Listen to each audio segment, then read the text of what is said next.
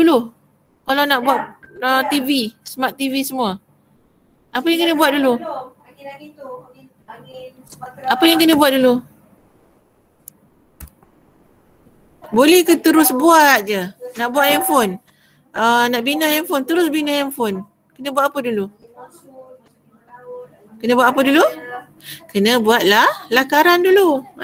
Kena mereka bentuk dulu. Okey, yang kedua, menyumbang kepada pembangunan sosial, sains dan perniagaan. Bila adanya reka bentuk, kita dapat menyumbang kepada pembangunan sosial. Maksudnya kepada kehidupan masyarakat. So masyarakat lebih selesa menggunakan teknologi yang sedia ada, yang lebih moden. Jadi boleh cipta macam-macam. Okey, yang ketiga, memenuhi kehendak individu dan masyarakat. Okey, manusia 3 keperluan. Makanan, pakaian, tempat tinggal. Tapi kehendak manusia ni tidak terbatas. Individu dan masyarakat ni kehendak tidak terbatas. Kalau kita punya keperluan kita ialah tempat tinggal, kan? Tapi kalau kita nak tempat tinggal yang besar, yang canggih, itu dah jadi kehendak. Jadi dengan adanya reka bentuk, kamu boleh tu yang memenuhi kehendak yang lebih daripada keperluan. Yang keempat, memudahkan urusan kerja melalui pengubahsuaian. Okey, dah ada produk. Okey, kamu ubah suai produk. Contohnya apa? Kereta, kan? Okey, kereta zaman mula-mula dulu ciptaan kereta apa? Kereta yang mula-mula dicipta di Malaysia dulu. Kereta apa?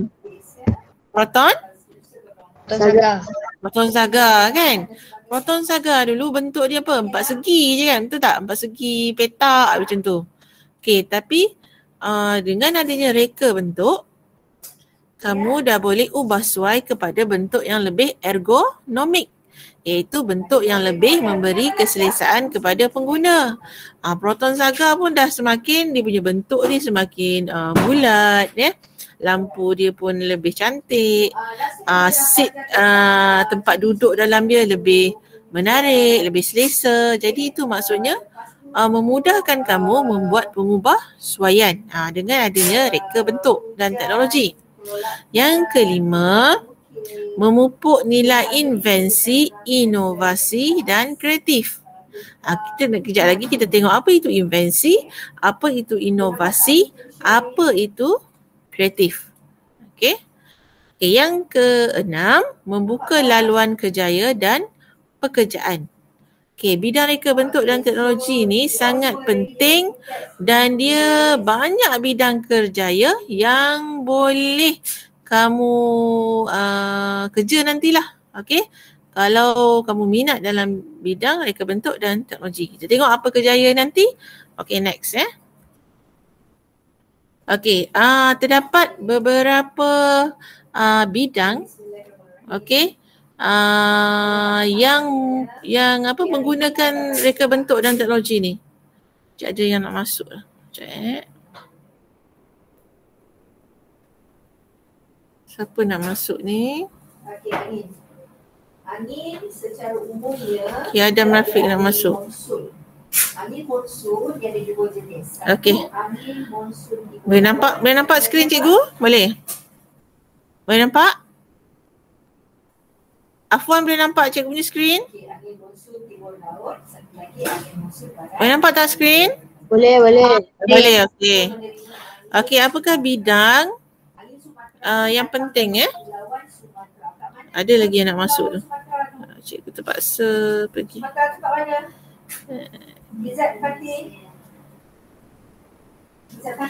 Okey, yang pertama bidang industri. Industri apa? Industri kewangan, industri mesin, pembinaan, penghilangan, pelombongan. Okey, bidang kejuruteraan. Kejuruteraan ni banyak jenis, Kalau kamu pergi ke universiti nanti dah besar, dah lepas tingkatan 5 nanti, kejuruteraan ni banyak bidang. Bukan dia kejuruteraan awam je. Bukan buat bangunan je. dia ada kejuruteraan kimia, komputer, mekanika, ruang angkasa, kaji logam, pembuatan, perisian semua.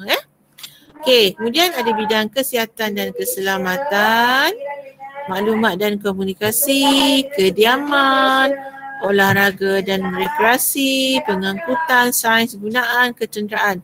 Maksud bidang-bidang ni ialah semua bidang yang tertulis ni, okey, semua bidang yang tertulis ini menggunakan reka bentuk dan teknologi. Maksudnya dengan adanya reka bentuk dan teknologi, kamu boleh masuk dalam bidang-bidang ni. Kamu boleh bekerja dalam bidang-bidang ini. Okay, next. Peranan reka bentuk. Okay, dia peranan reka bentuk ni ada kepada 3. Cikgu cakap tadi, individu, masyarakat, pengeluar dan negara.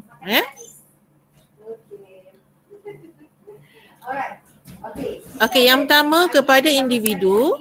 Okey.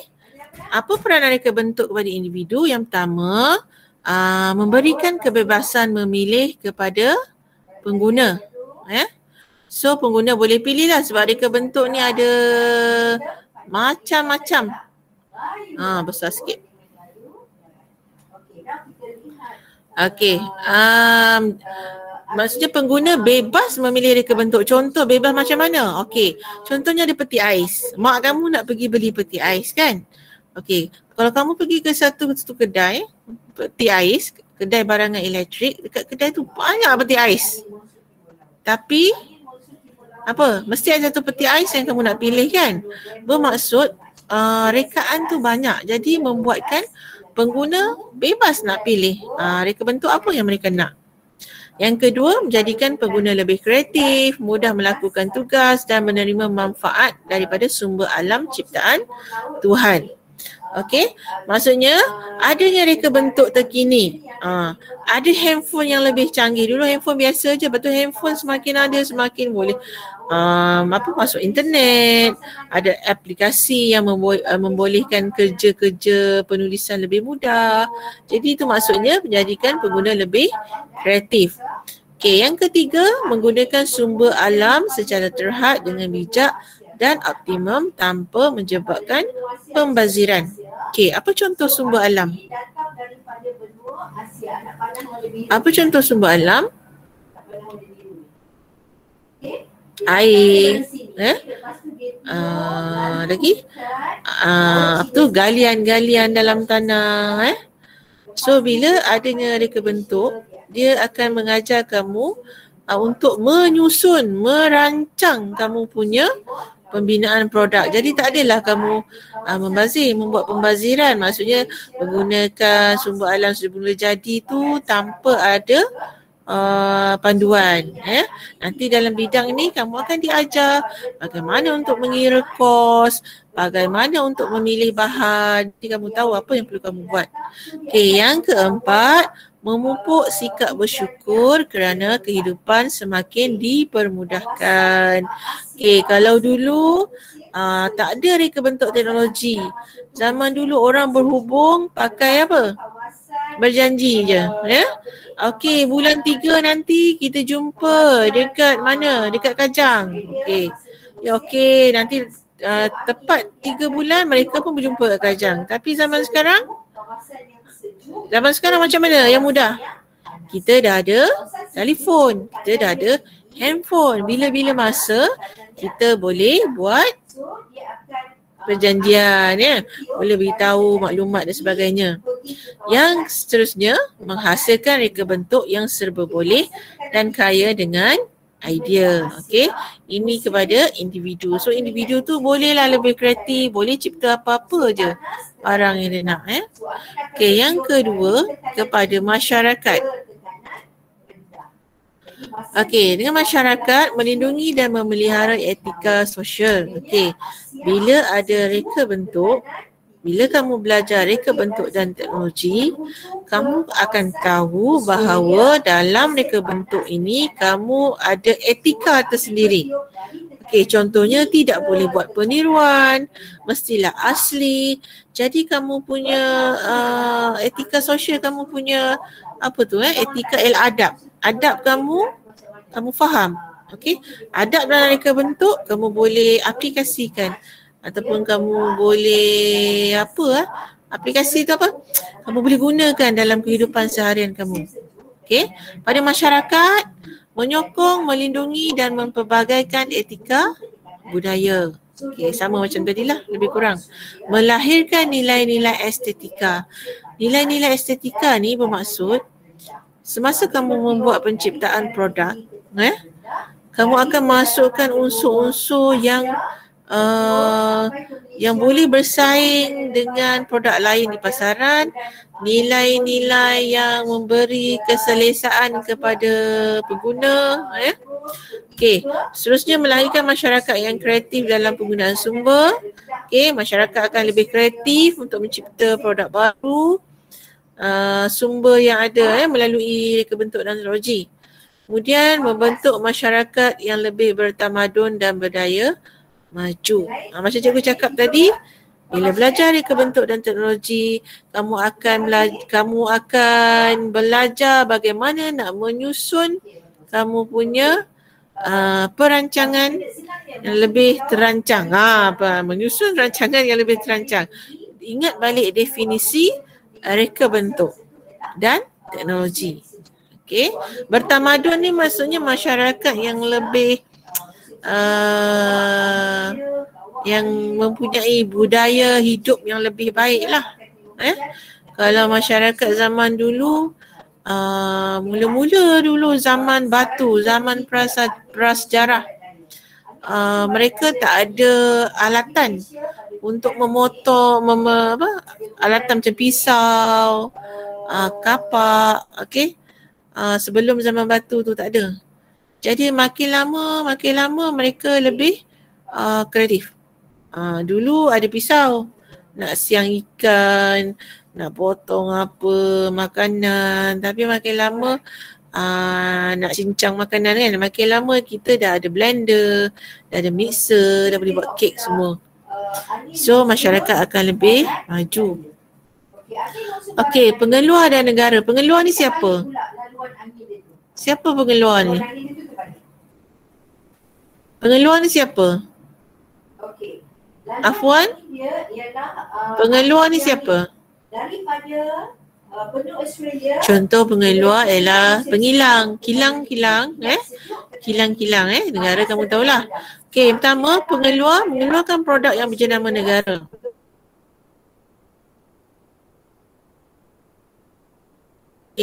Kalau boleh, kalau dah belajar, keluarkanlah produk berjenama negara agar negara kita mendapat imej yang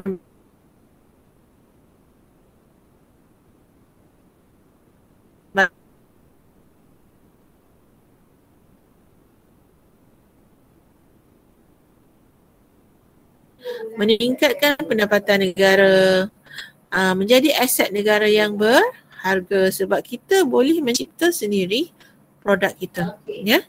Yang seterusnya menjaga maruah dan keselamatan negara. Yang seterusnya menjadi penanda arah sebagai negara maju. Bila kita ada produk sendiri, kita ada jenama sendiri, itu akan melambangkan negara kita sebagai negara maju. Kita tak perlu bergantung pada negara lain untuk mendapatkan produk tertentu. Contohnya apa? Contohnya kereta lah. Okey, yang pertama sekali contoh untuk negara kita yang kita buat sendiri ialah kereta. Kereta Proton Saga. So itu dah menjadi penanda aras bahawa kita juga boleh menjadi sebuah negara maju. Okey. Sikit lagi. Okay, tadi kita kata etika dalam reka bentuk. Kan? Kita nak budayakan etika. Etika tu apa?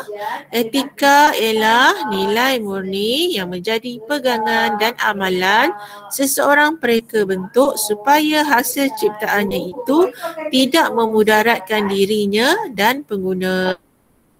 Nilai murni, apa-apa je budaya baik yang tak bagi kesan yang buruk pada pengguna dengan diri sendiri. Okay, yang pertama, bila mereka bentuk, nak buat sesuatu produk, nak melukis suatu produk, nak melakar, nak cipta produk, perlulah asli, keaslian. Jangan tiru kerja orang lain. Yang kedua, jujur. Jujur dalam menentukan harga produk. Okay, bukan buat guna bahan yang tak bagus tapi nak cari untung lebih. Okay. Yang ketiga, bermanfaat. Semua produk yang dihasilkan perlulah memberi manfaat kepada pengguna. Okay, dengan fungsi dia. Okay, dulu kita nak masak semua pakai dapur gas. Kemudian adalah oven lah, microwave oven Okay. Kemudian etika dia lagi mesra alam. Ingat semua produk yang kita hasilkan mestilah mesra alam dan janganlah menjejaskan alam sekitar ataupun produk yang kamu hasilkan tu pastikan kamu boleh kita semula. Kalau buat botol air, kita semula. Okey, seterusnya selamat digunakan. Maksudnya tidak memberi kesan sampingan. Okey, cikgu sambung sikit lagi. Kerjaya dalam bidang reka bentuk teknologi. Tadi cikgu kata boleh kerja apa? Siapa nak jadi arkitek? Ada tak?